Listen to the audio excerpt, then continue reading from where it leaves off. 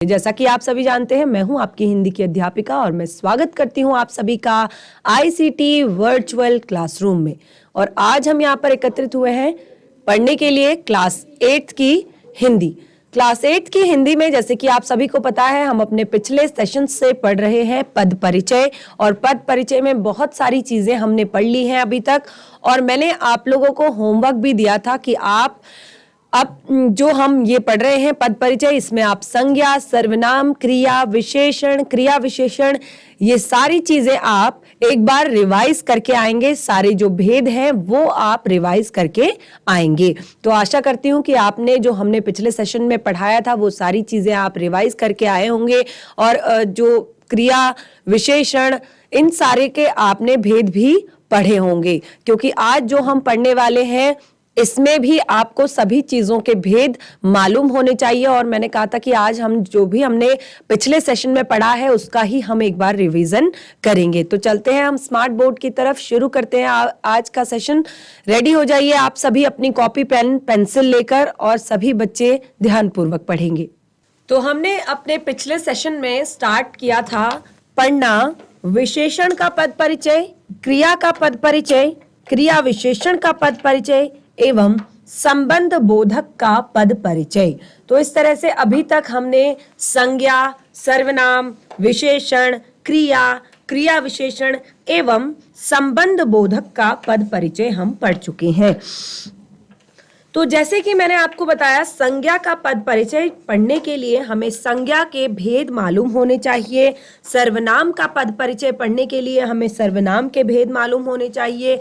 विशेषण का पद परिचय पढ़ने के लिए हमें विशेषण के भेद मालूम होने चाहिए। और क्रिया का पद परिचय पढ़ने के लिए हमें क्रिया के भेद मालूम होने चाहिए।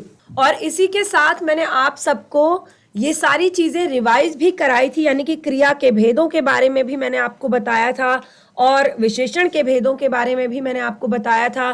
क्रिया विशेषण के भेद भी मैंने आप डिस्कस किए थे। नेक्स्ट हमारा है समुच्चय बोधक। इसके भेद हमने पढ़े काल बोधक, स्थान बोधक और दिशा बोधक, साधन बोधक, विरोध बोधक, क्षमता बोधक आदि।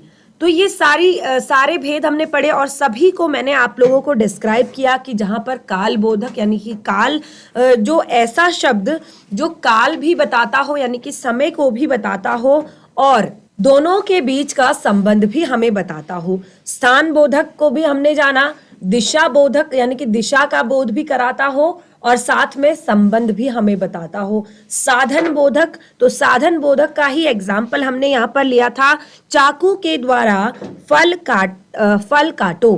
हेतु बोधक यानी कि इसको भी हमने आपके सामने यहाँ पर डिस्क्राइब किया था। संग बोधक यानी कि साथ के बिना। तो इस तरह हमने संग बोधक को भी बहुत अच्छे से पढ़ा था। विरोध बोधक यानी कि किसी चीज का विरोध करना, इसको भी हमने बहुत अच्छे से पढ़ा था। समता बोधक यानी कि समानता के साथ, इसको भी हमने बहुत अच्छे से पढ़ लिया था। तो जैसे कि मैंने आपको बताया, नेक्स्ट हमारा है समुच्चय बोधक। और समुच्चय बोधक में मैंने आप लोगों से कहा था कि जब हम समुच्चय बोधक पढ़ते हैं तो समुच्चय बोधक में और संबंध बोधक में कुछ अंतर होता है। देखिए, संबंध बोधक में क्या अंतर होता है कि संबंध बोधक वह शब्द होते हैं जो संबंध बताते हैं एक दूसरे के बीच में, यानी कि वे अविकारी शब्द जो संज्ञा और सर्वनाम के बाद लगते हैं और उनका संबंध वाक्य के दूसरे शब्दों के साथ बताते हैं। संज्ञा और सर्वनाम के नाम के बाद लगकर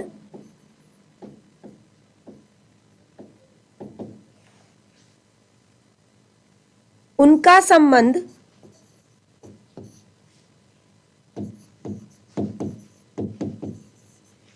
वाक्य के दूसरे शब्दों से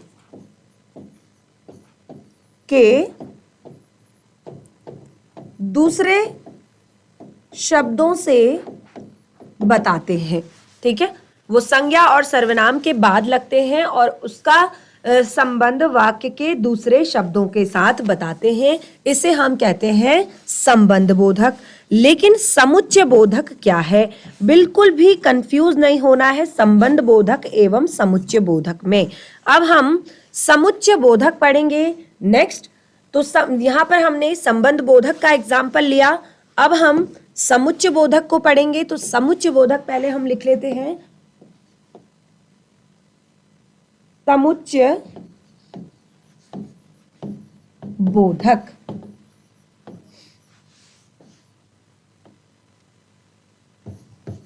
पद परिचय,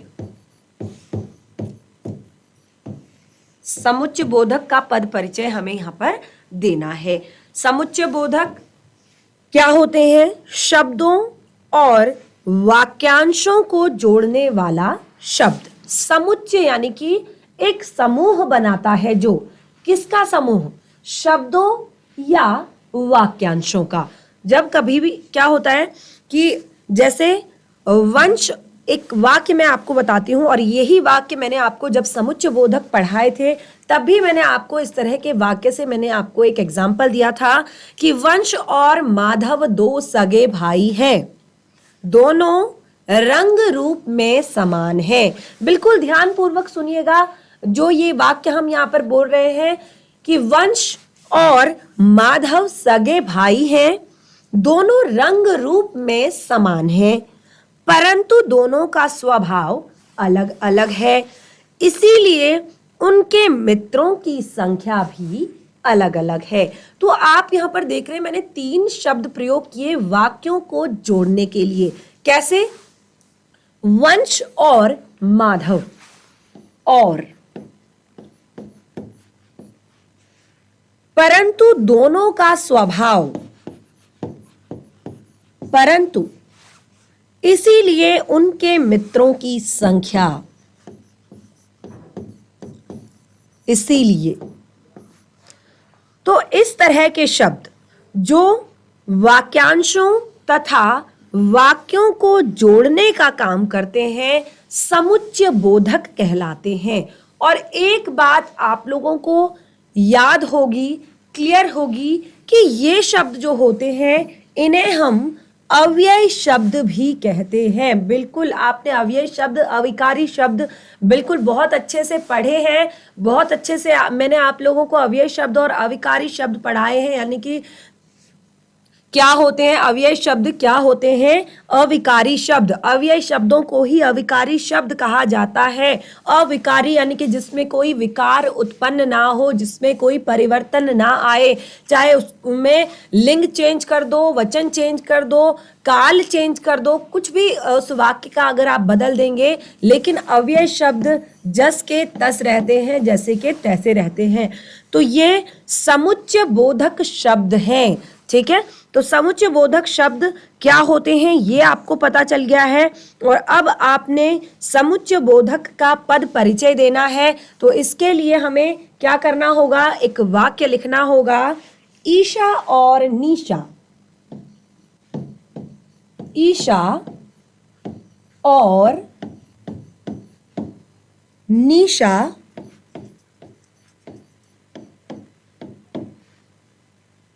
साथ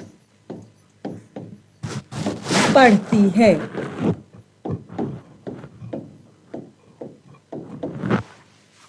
ईशा और निशा साथ पढ़ती हैं। तो समुच्चय बोधक शब्द क्या होते हैं? जो शब्दों और वाक्यांशों को जोड़ने का काम करते हैं। ईशा और निशा साथ पढ़ते हैं, हमने लिख लिया। तो यहाँ पर और शब्द जो है आपका वो है समुच्चय बोधक। और शब्द क्या है? समुच्चय बोधक शब्द है। और अब आपको समुच्चय बोधक में सबसे पहले भेद बताना है और फिर योजित शब्द यानी कि जुड़ा हुआ शब्द बताना है। पहले भेद फिर योजित शब्द। तो और कौन सा समुच्चय बोधक शब्द है? इसके लिए आपको समुच्चय बोधक शब्दों के भेद पता होने चाहिए। तो समुच्चय बोधक शब्दों के कितने भेद होते हैं? अगर आप लोग जानते हैं तो एक बार हैंड रेज कर दीजिए, एक बार बताइए समुच्चय बोधक शब्दों के कितने भेद होते हैं। बहुत अच्छे से हमने पढ़ा है, बहुत अच्छे से हमने इस चीज को समझा है।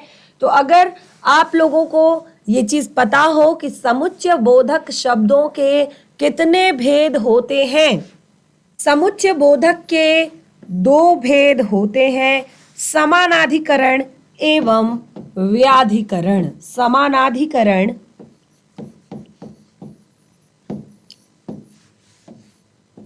एवं व्याधिकरण।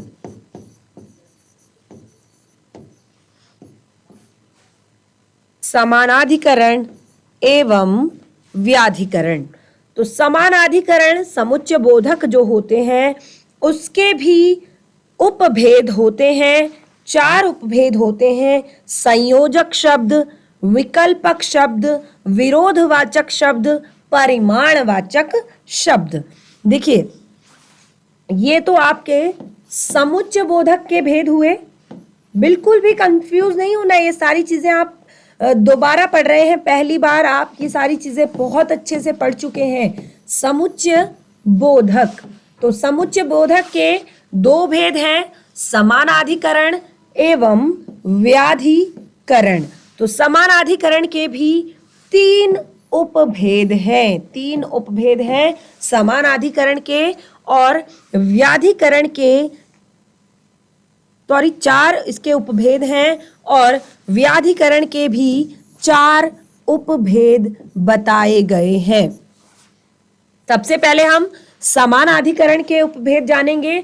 देखिए उपभेद जानना इसीलिए हमारे लिए जरूरी है, भेदों को जानना इसीलिए हमारे लिए जरूरी है ताकि हम बता सकें कि ये कौन कौन से भेद यहां पर प्रयोग किए गए हैं। संयोजक, विकल्पक,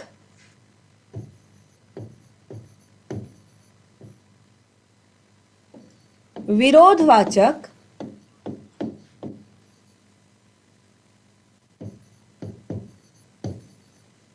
नंबर 4 परिमाण,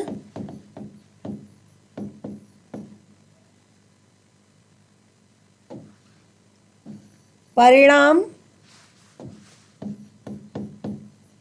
वाचक। ये आपके समानाधिकरण के भेद हैं। और कारणवाचक,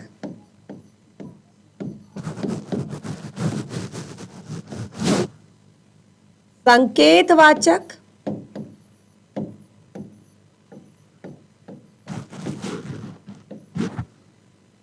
स्वरूपवाचक,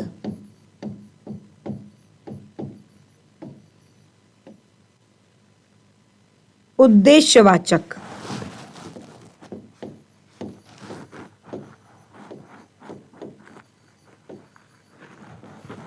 ये आपके व्याधिकरण के भेद हैं।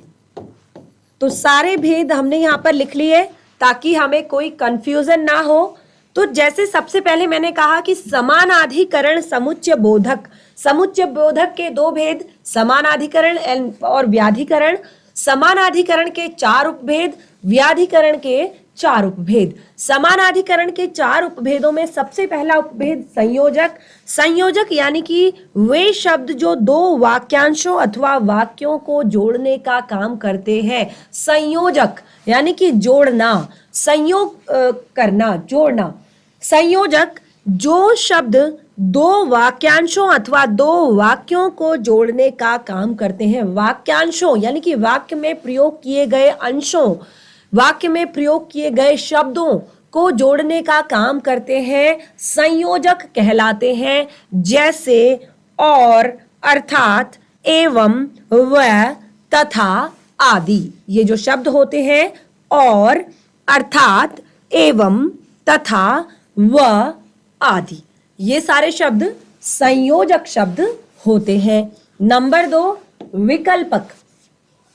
विकल्पक यानी कि वे शब्द जो 2 शब्दों एवं वाक्यांशों या वाक्यों में विकल्प दिखाते हैं ऑप्शन दिखाते हैं। विकल्पक से आपको समझ में आ रहा होगा कि यहाँ पर दो शब्दों और दो वाक्यों में विकल्प दिखाया जा रहा है। तो इसकी किस तरह के एग्जाम्पल होंगे? या, अथवा, नहीं तो, आदि। ठीक है, जैसे या चुपचाप बैठो या क्लास से बाहर निकल जाओ। तो या शब्द विकल्पक है। चुपचाप बैठो अथवा क्लास से बाहर चले जाओ। चुपचाप बैठो, नहीं तो क्लास से बाहर निकल जाओ। तो ऑप्शन आपको यहाँ पर दिया जा रहा है, विकल्प यहाँ पर आपको दिया जा रहा है, तो इसीलिए इसको विकल्पक कहा है। अगला है विरोधवाचक। तो ऐसा समुच्चय बोधक शब्द जो वाक्य के अर्थ का विरोध प्रकट करता हो। वाक्य के अर्थ का विरोध प्रकट करता हो, जैसे लेकिन, पर, परंतु, मगर, बल्कि, किंतु आदि। कोई भी शब्द यहाँ पर बोला जाता है तो उसका विरोध प्रकट किया जा रहा है, यानी कि उसके अर्थ का विरोध प्रकट किया जा रहा है। जैसे आकाश में बादल छाए हैं लेकिन वर्षा नहीं हो रही है। तो बादल छाए हैं लेकिन वर्षा नहीं होने की बात यहाँ पर की गई है। आकाश में बादल छाए हैं परंतु वर्षा नहीं हो रही है। आकाश में बादल छाए हैं मगर वर्षा नहीं हो रही है। तो परंतु, लेकिन, किंतु, मगर, बल्कि आदि जो ये शब्द हैं ये आपके विरोधवाचक शब्द हैं। नेक्स्ट है हमारा परिणामवाचक। परिणामवाचक यानी कि समुच्चय बोधक एक ऐसा शब्द, वे समुच्चय बोधक शब्द जो वाक्य के परिणाम की ओर संकेत करते हैं। जैसे जल्दी चलो नहीं तो देर हो जाएगी, पढ़ाई करो वरना फेल हो जाओगे आदि शब्द जो है वो परिमाणवाचक हैं। तो इसके लिए अन्यथा, इसीलिए, ताकि, नहीं तो। जैसे कि हमने यहाँ पर बताया कि समुच्चय बोधक जो शब्द होते हैं वो और, परंतु, इसीलिए आदि इस तरह के शब्द होते हैं। तो इन शब्दों को हमने समझ लिया। संयोजक शब्द किस तरह के होंगे, विकल्पक शब्द किस तरह के होंगे, विरोधवाचक शब्द किस तरह के होंगे, परिणामवाचक शब्द किस तरह के होंगे। ये है हमारा समानाधिकरण समुच्चय बोधक। नेक्स्ट हमारा व्याधिकरण समुच्चय बोधक। तो व्याधिकरण के भी 4 भेद मैंने आपको यहाँ पर बताए। कौन कौन से भेद बताए? व्याधिकरण के भी 4 भेद: कारणवाचक, संकेतवाचक, स्वरूपवाचक, उद्देश्यवाचक। तो कारणवाचक, जिस समुच्चय बोधक द्वारा वाक्य में कार्य कारण का पता चले। जैसे कि वह जल्दी नहीं चल पा रहा है क्योंकि उसके पैर में मोच आ गई है। वह जल्दी नहीं चल पा रहा है क्योंकि उसके पैर में मोच आ गई है। वह जल्दी नहीं चल पा रहा है क्योंकि उसके पैर में मोच आ गई है। तो आपको कारण बताया जा रहा है कि वह जल्दी क्यों नहीं चल पा रहा है, क्योंकि उसके पैर में मोच आ गई है। अगला है संकेतवाचक। संकेतवाचक यानी कि जो समुच्चय बोधक शब्द जो है शर्त या फिर संकेत प्रकट करता हो किसी चीज के लिए। जैसे यदि वर्षा नहीं हुई तो फसल नष्ट हो जाएगी। तो यहाँ पर बताया गया है कि यदि वर्षा नहीं हुई तो फसल नष्ट हो जाएगी। फसल के नष्ट होने की तरफ संकेत किया गया है कि अगर वर्षा नहीं होगी तो फसल नष्ट हो सकती है। इसी तरह इस तरह के बहुत सारे शब्द जैसे यद्यपि, तथापि, ज्यों ही, त्यों ही आदि। तो ऐसे शब्द जहां पर होंगे वहां पर संकेतवाचक व्याधिकरण समुच्चय बोधक शब्द होगा। और कौन सा? ये व्याधिकरण होगा। ठीक है, और इसी तरह व्याधिकरण समुच्चय बोधक ये कहलाएगा। और इसे अगला स्वरूपवाचक। स्वरूपवाचक यानी कि जो समुच्चय बोधक का प्रयोग पहले शब्द या वाक्यांश को स्पष्ट करने के लिए किया जाए। अगर स्वरूप उसका स्वरूप आपको बताया जाए तो उसको स्वरूपवाचक कहेंगे। यानी कि पहले वाक्य में जो शब्द प्रयोग किया गया है या जो वाक्य प्रयोग किया गया है या जो वाक्यांश प्रयोग किया गया है उसको स्पष्ट करने के लिए आगे आपको कहा जाएगा। जैसे अभिलाषा मुस्कुरा रही है यानी वो मान गई। गीता लिख रही है यानी उसे सब याद है। तो यहाँ पर स्वरूप बताया जा रहा है, यानी कि पहले वाले वाक्य को स्पष्ट किया जा रहा है कि अभिलाषा मुस्कुरा रही है। अभिलाषा क्यों मुस्कुरा रही है? इसका मतलब है कि वो मान गई है किसी काम के लिए। और सीता लिख रही है यानी उसे सब याद है, यानी कि वो क्यों लिख रही है? क्योंकि उसको सारी चीजें याद हैं। तो स्वरूपवाचक हमारा क्लियर हो गया। तो इसमें हम मानो, अर्थात, यानी शब्दों का प्रयोग करते हैं। नेक्स्ट हमारा है उद्देश्यवाचक। उद्देश्यवाचक में क्या होता है कि इस समुच्चय बोधक द्वारा किसी कार्य करने के उद्देश्य का पता चलता है कि कार्य क्यों किया गया था, ये उद्देश्य यहाँ पर पता चलता है। जैसे बच्चे को दूध दो ताकि वो चुप हो जाए। बच्चे को दूध दो ताकि वो बच्चे को दूध दो ताकि वो चुप हो जाए। ठीक है, तो ऐसे भी कह सकते हैं बच्चे को दूध दो जिससे कि वो चुप हो जाए। तो इस तरह के शब्द जिसमें जिससे, ताकि आदि शब्द प्रयोग किए जाएं वो आपका उद्देश्यवाचक होगा। तो हम यहाँ पर समुच्चय बोधक शब्दों को पढ़ रहे हैं। तो समुच्चय बोधक शब्दों का पद परिचय हमें देना है और हमने समुच्चय बोधक को बहुत अच्छे से क्लियर कर लिया है, बहुत अच्छे से पढ़ लिया है। तो इसमें मैंने आपको एग्जाम्पल दिया है कि ईशा और निशा साथ पढ़ती हैं और आपको और शब्द का यहाँ पर पद परिचय देना है। तो पद परिचय के लिए मैंने कहा कि सबसे पहले आपको भेद बताना होगा।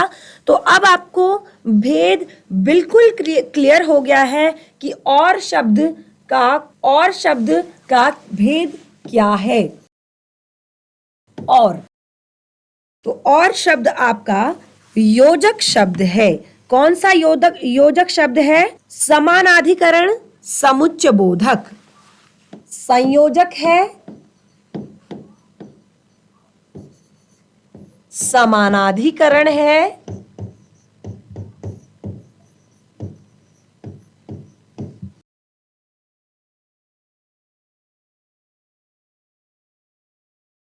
बोधक है। समानाधिकरण है, समुच्चय बोधक है। ठीक है, तो इस तरह से हमने ये क्लियर कर लिया। और अगला मैंने कहा कि हमें इसका योजित शब्द बताना है। तो यहाँ पर दोनों के साथ में पढ़ने की क्रिया को प्रकट किया गया है। ईशा और निशा साथ में पढ़ती हैं। तो योजित शब्द है आपका और वो क्या प्रकट कर रहा है? वो दोनों के साथ में पढ़ने की क्रिया, दोनों के साथ पढ़ने की क्रिया का संबंध प्रकट कर रहा है। ठीक है, तो इस तरह से हमारा और शब्द का पद परिचय भी हमने कर लिया। नेक्स्ट लास्ट पॉइंट जो हमारा बचता है पद परिचय से जुड़ा हुआ, वो है विषमयादि बोधक। नंबर 8, विषमयादि बोधक।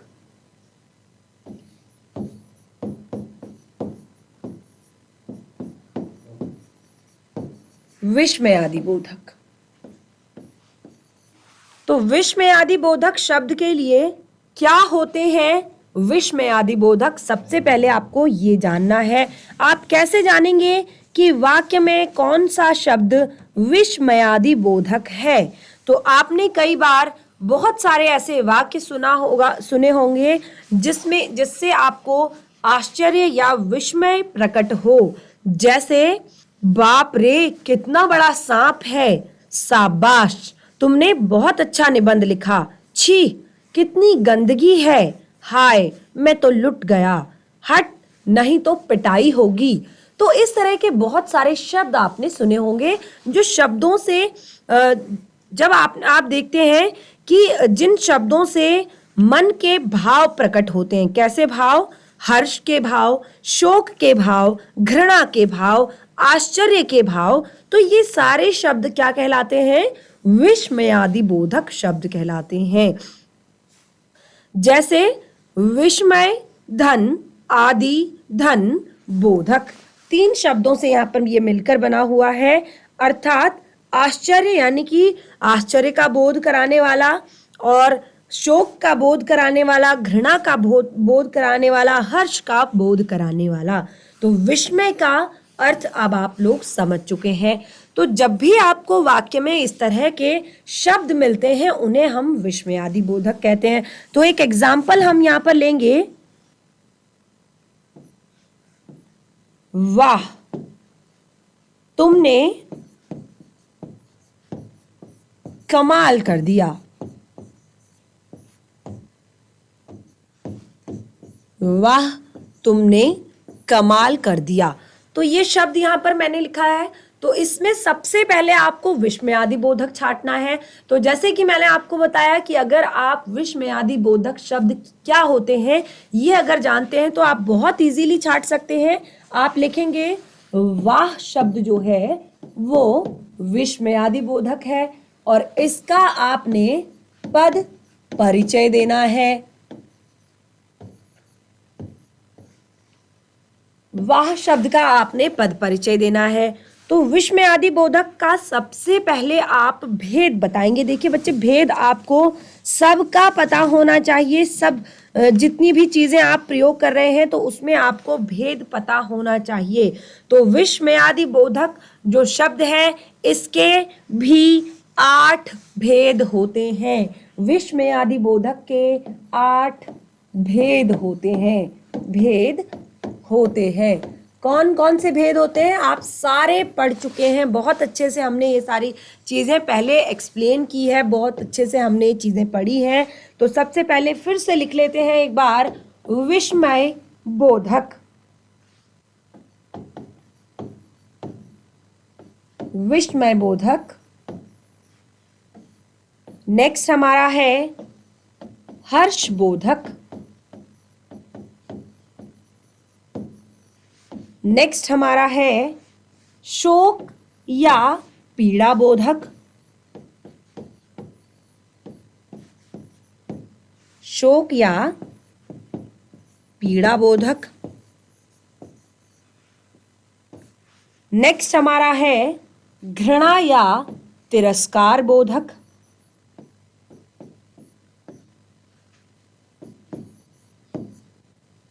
तिरस्कार शब्द यानी कि जब हम कहते हैं हट, किसी का तिरस्कार करना, तिरस्कार बोधक। नेक्स्ट है चेतावनी बोधक।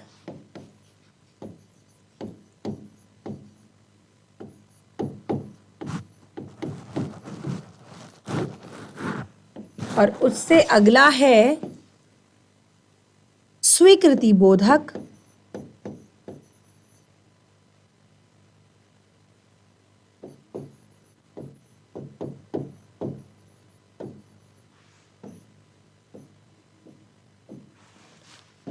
नंबर 7 है आशीर्वाद बोधक।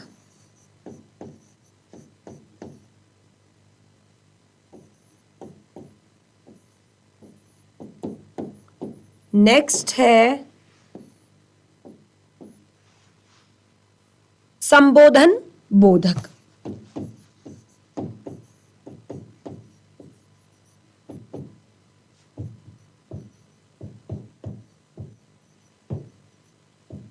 तो इस तरह से 8 भेद होते हैं किसके? विस्मयादि बोधक के। ठीक है, तो सबसे पहला विस्मय बोधक। विस्मय यानी कि आश्चर्य। तो इसमें कौन कौन से शब्द प्रयोग किए जाएंगे? क्या? अरे, हैं, ए, ओ आदि। तो इस तरह के एग्जाम्पल जहां पर क्या, तुमने कब सुना, यहां पर जहां आपको आश्चर्य हो रहा हो, अरे तुमने कब सुना, है तुमने कब सुना, ओह ऐसा हो गया। तो आश्चर्य, जब आप इस तरह के शब्द वाक्य सुनते हैं तो वहां पर जो शब्द प्रयोग किए गए हैं उन्हें हम आश्चर्य बोधक शब्द कहेंगे, यानी कि विस्मय बोधक शब्द कहेंगे। नेक्स्ट, बहुत ही इजी है, बस आपको केवल शब्द से ही आपको पता चल जाएगा कि कौन किस शब्द को हम हर्ष बोधक कह सकते हैं, किसको शोक बोधक कह सकते हैं, किसको घृणा बोधक कह सकते हैं, किसको हम चेतावनी बोधक कह सकते हैं, किसको स्वीकृति बोधक। बस आपको ये भेद पता होने चाहिए कि कितने भेद होते हैं। तो 8 भेद होते हैं, हमने लिखा। नेक्स्ट है जैसे हर्ष बोधक, तो हर्ष में वाह, आह, धन्य, शाबाश, खूब, वाह तुमने तो कमाल ही कर दिया, जहां पर खुशी प्रकट की जा रही हो, हर्ष प्रकट किया जा रहा हो, तो उसे कहेंगे हर्ष बोधक। नेक्स्ट है शोक बोधक या पीड़ा बोधक, यहां जहां पर शोक प्रकट किया जा रहा हो, अपनी पीड़ा प्रकट की जा रही हो, जैसे हाय, उफ, आह, त्राही त्राही, हाय राम। तो जैसे उफ, पेट में बहुत दर्द हो रहा है, हाय मेरे पेट में बहुत दर्द हो रहा है, आह मेरे पेट में बहुत दर्द हो रहा है। तो इस तरह के शब्द जहां पर आपको शोक या पीड़ा का अनुभव हो उसे हम शोक या पीड़ा बोधक शब्द कहेंगे। नेक्स्ट, घृणा बोधक। घृणा यानी कि जब आप इस तरह के शब्द सुनते हैं, छी, छी छी, परे हट, धत, धिक। घृणा या तिरस्कार, तिरस्कार शब्द भी यहाँ पर प्रयोग किया गया है। तिरस्कार यानी कि किसी चीज का त्याग करना। तो छी छी शब्द या परे हट, धत, धिक। तो आप कभी भी कोई गंदी चीज देखते हैं तो इस तरह के शब्द आपके मुंह से निकलते हैं, तो फिर आप कहते हैं छी छी, चारों ओर कितनी बदबू फैली हुई है, छी छी, चारों ओर कितनी गंदगी फैली हुई है।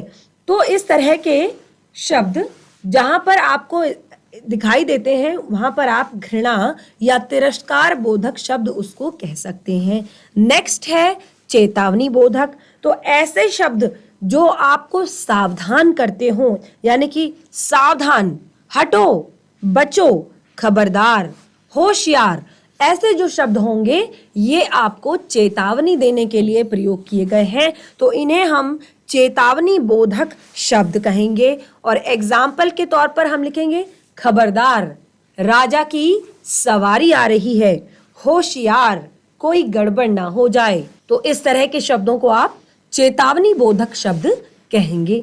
नेक्स्ट है हमारा स्वीकृति बोधक। स्वीकृति यानी कि किसी बात के लिए स्वीकृति देना। तो कई बार वाक्य में आप इस तरह के शब्दों को भी देखते हैं, हाँ, ठीक है, अच्छा, बहुत अच्छा, जी। तो आप अपनी स्वीकृति जब किसी के सामने रखते हैं तो इस तरह के शब्दों का प्रयोग करते हैं, जैसे हाँ, ठीक, ठीक है, अच्छा, बहुत अच्छा, जी। तो आप कहते हैं जी आपने ठीक कहा, तो ये आपका स्वीकृति बोधक शब्द है। नेक्स्ट है आशीर्वाद बोधक।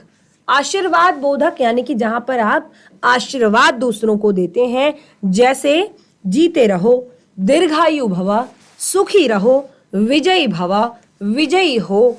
तो ये सारे आशीर्वाद बोधक शब्द हैं। और जैसे एग्जाम्पल के तौर पर विजयी हो, तुम अवश्य शत्रु को हरा सकोगे, दीर्घायु भव, सुखी रहो। तो इस तरह के शब्द आपको आशीर्वाद बोधक शब्द होते हैं। अगला है संबोधन बोधक। संबोधन यानी कि किसी को संबोधित करना, किसी को बुलाना, किसी को पुकारना। तो कैसे हम शब्दों का प्रयोग करेंगे? अरे, जैसे हम कहते हैं ना, अरे सुनो, हे, अजी, या सुनो, ओ, ए, ऐसे हम शब्दों का प्रयोग करते हैं। अगर किसी को हमने बुलाना होगा तो हम यहाँ पर संबोधित करते हैं भगवान को, हे प्रभु मेरी प्रार्थना सुन लें। तो इस तरह से हम संबोधित कर रहे हैं। तो ये हमने पढ़ा आपका विस्मयादि बोधक शब्द के बारे में, विस्मयादि बोधक शब्दों के भेदों के बारे में। तो हमने यहाँ पर वाक्य लिखा था, वाह तुमने कमाल कर दिया। तो क्या कोई मुझे बता सकता है, अब जबकि हम ये सारी चीजें पढ़ चुके हैं, विस्मयादि बोधक के सारे भेद हम पढ़ चुके हैं, तो कौन मुझे बताएगा कि वाह शब्द कौन सा भेद है विस्मयादि बोधक का? 8 भेदों में से कौन सा भेद है? एक बार प्लीज हैंड रेज कीजिए फटाफट, अगर किसी बच्चे को ये आता है कि ये कौन सा भेद यहाँ पर प्रयोग किया गया है विस्मयादि बोधक का। हमने 8 भेद पढ़े, विस्मय बोधक, हर्ष बोधक, शोक एवं पीड़ा बोधक, घृणा बोधक, चेतावनी बोधक, स्वीकृति बोधक, आशीर्वाद बोधक एवं संबोधन बोधक। तो इन 8 भेदों में आपको क्या लगता है कि जो वाह शब्द हमने यहाँ पर प्रयोग किया गया है, हमारे द्वारा प्रयोग किया गया है, ये कौन सा यहाँ पर विस्मयादि बोधक का भेद है? कौन सा भेद है? फटाफट से एक बार हैंड रेज कर दीजिए अगर किसी को पता है कि ये विस्मयादि बोधक का कौन सा भेद है। वाह, इसका आपने पद परिचय देना है, तो इसका पद परिचय देने के लिए सबसे पहले आपको इसका भेद लिखना होगा, उसके बाद भाव का उल्लेख आपको करना होगा। चलिए फटाफट बता दीजिए कि विस्मयादि बोधक का कौन सा भेद यहाँ पर प्रयोग किया गया है। चलिए तो मैं आपको बताती हूँ कि ये विस्मयादि बोधक का कौन सा भेद है। ये विस्मयादि बोधक का हर्ष, विस्मय बोधक अव्यय है आपका हर्ष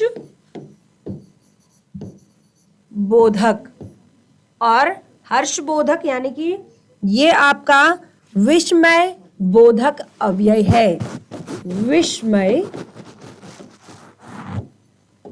बोधक अव्यय, विस्मय बोधक अव्यय ये आपका है। और दूसरा ये यहाँ पर मैं आपको बताऊं भाव का उल्लेख, तो भाव का उल्लेख बिल्कुल, क्योंकि विस्मय बोधक हमने बता दिया ये विस्मय बोधक है, तो भाव का उल्लेख यहाँ पर हर्ष के रूप में किया गया है। वाह तुमने तो कमाल ही कर दिया। तो बच्चों आज हमारा पद परिचय का ये जो पूरा सेशन था ये कंप्लीट हो गया है। इसमें जो भी चीजें मैंने आपको बताई थी ये सारी हमने बहुत अच्छे से पढ़ ली है। बस जो नेक्स्ट सेशन हमारा होगा उसमें हम इन सारी चीजों का रिवीजन करेंगे, सारी चीजों से जुड़े हुए अभ्यास के कुछ प्रश्न हम करेंगे। तो बिल्कुल आप सभी आज का जो सेशन है उसको रिवाइज कीजिए, उसको दोबारा घर पर पढ़िए, समझिए, और नेक्स्ट सेशन में हम इस पाठ से जुड़े हुए अभ्यास के प्रश्नों को करेंगे। तो आज का सेशन यहीं पर समाप्त होता है, मिलते हैं नए सेशन में, तब तक के लिए धन्यवाद। आपका दिन शुभ हो।